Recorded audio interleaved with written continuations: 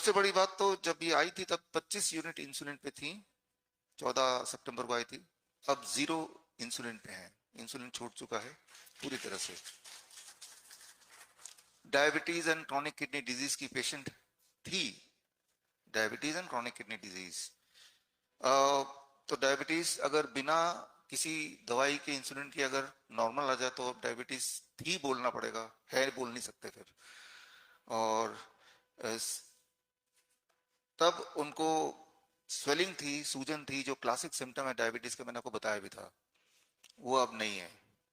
तब उनको कमजोरी थी बहुत ज्यादा, वो काफी हद तक ठीक हो चुकी है जैसे आप बता रहे हैं।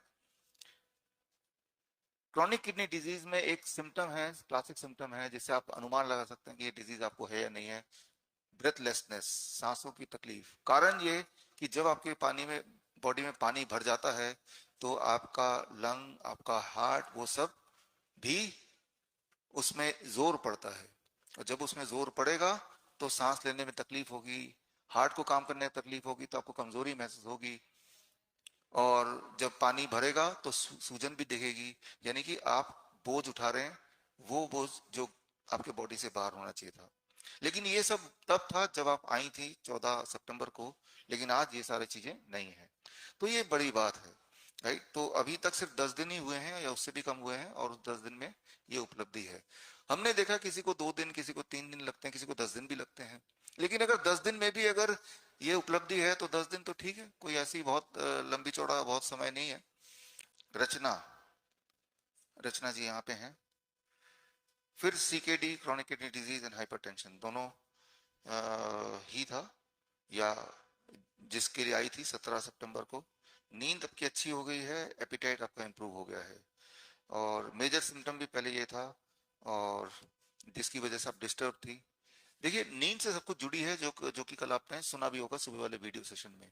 अगर आपकी नींद ठीक होने लगती है तो मान लीजिए कि नींद ही वो टाइम है जब बॉडी अपने बाकी चीजों को ठीक करता है, तो automatically rest of things also starts improving. Kusum, Kusum ji हैं? कुसुम, आप हैं? बैठिए बैठिए।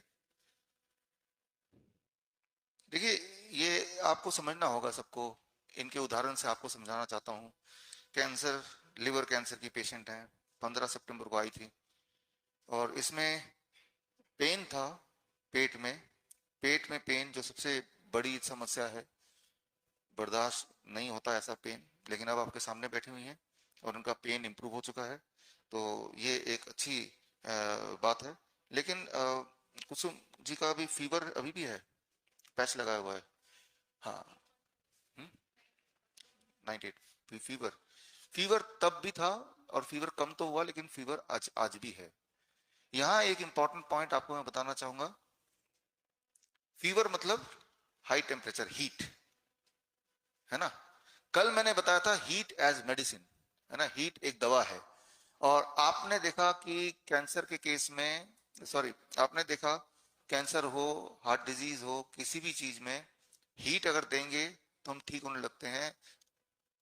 कल और कुछ लोगों के लिए परसों भी किसी न किसी माध्यम से आपको हमने हीट पहुंचाया, हॉट वाटर इमर्शन के माध्यम से या कोई ना कोई थेरेपी से, जहां जहां दर्द है वहां ऑयल के माध्यम से। तो हीट आपके बॉडी के क्यूरेटिव प्रॉपर्टी को बढ़ाती है, इम्यूनिटी को बढ़ाती है, गर्मी, और जिससे हम ठीक होने लगते हैं। लेकिन जब बॉडी गर्मी पैदा करती है तो वो आपकी ऊर्जा को खर्च भी करती है। ऊर्जा जब आपकी खर्च होगी तो कमजोरी आपकी आने लगेगी। तो ज्यादा दिन तक अगर टेम्परेचर रहेगा, हीट बॉडी प्रोड्यूस करना कोशिश करेगी, तो आपकी कमजोरी बढ़ती रहेगी। तो ऐसे में अगर हम बॉडी को हीट दे देते हैं, जैसे हॉट वाटर इमर्शन देते हैं, तो बॉडी को मेहनत कम करना पड़ेगा और क्योर भी जल्दी होंगे। तो खैर, कुसुम जी को यहाँ पे एक, यहाँ पे लगाया, यहाँ पे लगाया, यहाँ पे लगाया है, इधर लगाया है एक हीट का स्कैनर।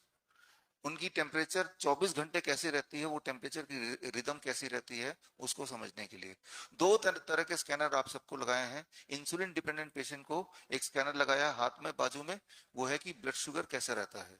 उस ब्लड शुगर के ट्रेंड को देख के हम समझेंगे कि आपके बॉडी में क्या हलचल है। और जिनको फीवर रहता है, दो ही लोग हैं उनमें से एक यहाँ पे अभी बैठे हैं, कुसुम जी, तो आपको थर्मल स्कैनर लगाया हुआ है। थर्मल स्कैनर से आप देखेंगे, आपको मैं दिखाऊंगा, कल दिखाऊंगा या आज शाम को दिखाऊंगा, कि टेम्परेचर बढ़ता है फिर घटता है, एक जैसा नहीं रहता, ये फिर बढ़ेगा घटेगा। तो बॉडी के अंदर एक जंग चल रही है, एक लड़ाई चल रही है। उस लड़ाई में आपको सहयोग देना है। सहयोग कैसे देना है? वही 5 दवाई जो मैंने आपको बताया था, उन्हीं की मदद से सहयोग देना है। और वो जब सहयोग देंगे तो उसी से आप इंप्रूव होंगे। तो यही इंपॉर्टेंट बात है जो हमें इसको समझना है। कैसे पता चलेगा हम ठीक हो गए? ये सबसे बड़ा सवाल है। इस सवाल का जवाब मैं अभी आपको दूंगा, ये स्क्रीन आप देख रहे हैं, स्क्रीन के माध्यम से मैं आपको दूंगा। लेकिन इन जनरल कैसे पता चला कि आप बीमार हैं? सबसे पहले तो आपको तकलीफ हुई, आपको पेट में दर्द हो गया, आपको कमजोरी आ गई। तो यही दो कुसुम जी के कॉन्टेक्स्ट में कि बहुत दर्द है और कमजोरी है, तो यानी कि आप बीमार हैं। आप बीमार हैं, ये कोई और, आप बीमार हैं, सबसे पहले तो आप ही बता रहे हैं। कैसे पता चलेगा आप ठीक हो गए? जिस तरह से आपको पता चला कि आप बीमार हैं, वही वाला नियम से पता चलेगा ठीक हो गए। अगर आपका दर्द चला गया, आपकी कमजोरी चली गई, तो आप ठीक हो गए। तो ये डेफिनेशन अगर दिमाग में रखेंगे तो कंफ्यूजन नहीं होगी, कभी धोखा नहीं खाएंगे। अगर आप किसी रिपोर्ट के बहाने रहेंगे कि जब रिपोर्ट बताएगा तभी मैं ठीक मानूंगा या मानूंगी, तो कंफ्यूजन होगा। क्यों कंफ्यूजन होगा वो मैं आपको सबूत के साथ बताऊंगा। तो एक तो ऐसे बहुत सारे पार्टिसिपेंट जिन्होंने अपनी पूरी मेडिकल हिस्ट्री लिखी है, तो उसका कुछ ज्यादा इंपॉर्टेंस नहीं है क्योंकि वो तो मेरे पास ऑलरेडी है। फिर आपने लिखा ये मेरी मेडिकल हिस्ट्री, अब मैं क्या करूं? तो वो क्या करेंगे वो आज और कल में आपको बताएंगे। और आखिर में क्या करना, उसको एक चार्ट हर एक को मिलेगा आपके नाम से, विद ऑल दोज थिंग्स, क्या क्या करना है, तो उसमें आएगा। लेकिन वो आज नहीं मिलेगा, वो कल जाने से पहले मिलेगा और तब मैं उसको एक्सप्लेन करूंगा। ठीक है ना? तो जैसे मान लो नीरज कुमार गौतम है यहाँ पे, नीरज जी बैठे बैठे। तो आपका जो सवाल है पढ़ लेता हूँ मैं। मुझे ये जानना है कि क्या बॉडी में स्टोन बन सक के खत्म हो सकता है और एक साइड में किडनी सीकेडी हो गई है, क्या ये रिवर्स हो सकता है? सीकेडी रिवर्स होता है, और बिल्कुल होता है। और स्टोन स्टोन बॉडी बनाती है, जो चीज बॉडी बनाती है वो बॉडी डिस्ट्रॉय कर सकती है। Anything which body can make, which body can destroy, ये तो पक्का है। कैसे डिस्ट्रॉय कर सकती है, कितना टाइम लगेगा, ये सारी चीज आज के टॉपिक में है। उधर गॉल ब्लैडर का ऑपरेशन होने के बाद क्या ठीक हो सकती हूँ? आपने लंबा क्वेश्चन पूछा, शॉर्ट में आपको बता रहा हूँ जवाब। देखिए, कोई भी ऑर्गन है बॉडी का, वो चाहे तो गॉल ब्लैडर हो या अपेंडिक्स हो, यूट्रस हो, कोलोन हो, उन सब का कोई ना कोई रोल है। जैसे ही आप सर्जरी से एक पार्ट निकाल देंगे तो बॉडी का पूरा बैलेंस बिगड़ जाएगा। बॉडी का पूरा बैलेंस बिगड़ने के बाद आप वो इंसान नहीं है जो इंसान भगवान ने बना के भेजा था, ये तो पक्का है। लेकिन हाँ, ऐसी स्थिति में क्योंकि जो चीज निकल गई है, अगर सर्जरी मान लो हो चुकी है, उसको वापस तो कर नहीं सकते, लेकिन उसके बाद भी जो मैंने कल बताया और जो आज बताऊंगा, उनको जब करेंगे तो आपको रिलीफ मिलेगा, पहले से फायदा मिलेगा। मोहम्मद अजीम अब्बास, हाँ। आपका ये जो सवाल है क्या मेरी बीमारी ठीक हो सकती है, बड़ा ही कॉमन क्वेश्चन जो सभी का एक्चुअली क्वेश्चन है। अस्थमा है और फैटी लिवर है, सिस्ट है। देखिए, बीमारी का नाम ना करके ना आपके लिए आसान होगा कि सिम्टम्स क्या है। मान लो आप सिस्ट बोल रहे हैं, सिस्ट कैसे पता चला? कि आपके बॉडी में कहीं पेट में या कहीं पे दर्द है? अगर तो दर्द है तो वो सिस्ट आपके लिए इंपॉर्टेंट है। अगर तो दर्द ही नहीं है तो याद रखिए, ज्यादातर के बॉडी में थोड़े बहुत ट्यूमरस ग्रोथ होते ही हैं, छोटे मोटे कोई स्टोन होते ही हैं, छोटे मोटे कोई ब्लॉकेज होते ही हैं। जब तक वो आपको तंग ना करे तो उनको इग्नोर करना है। कि अगर ये सोचें कि सिस्ट चले जाएगा या कैंसर से चले जाएंगे, वो तो तभी जाएंगे जब हम ऊपर चले जाएंगे। ठीक है ना? वो सभी के होते हैं। लेकिन अगर डायग्नोस्टिकली सिर्फ सिस्ट आपने देखा है तो नीड नॉट टू वरी। अगर आपको उसकी वजह से कोई दर्द है तो वो दर्द धीरे धीरे चला जाए तो समझ लीजिए सिस्ट की प्रॉब्लम चलेगी। हाँ, बॉडी पेन आपने लिखा, वीकनेस लिखा, फ्रीक्वेंट कोल्ड लिखा, ये तीनों चीजें जो लिखी हैं वो चला जाएगा। जहां तक अस्थमा की बात है, जिसके लिए आप इनहेलर भी ले रहे हैं, सारी बीमारियों में ये जो अस्थमा वाली बीमारी है, इसको लंबा समय लगता है।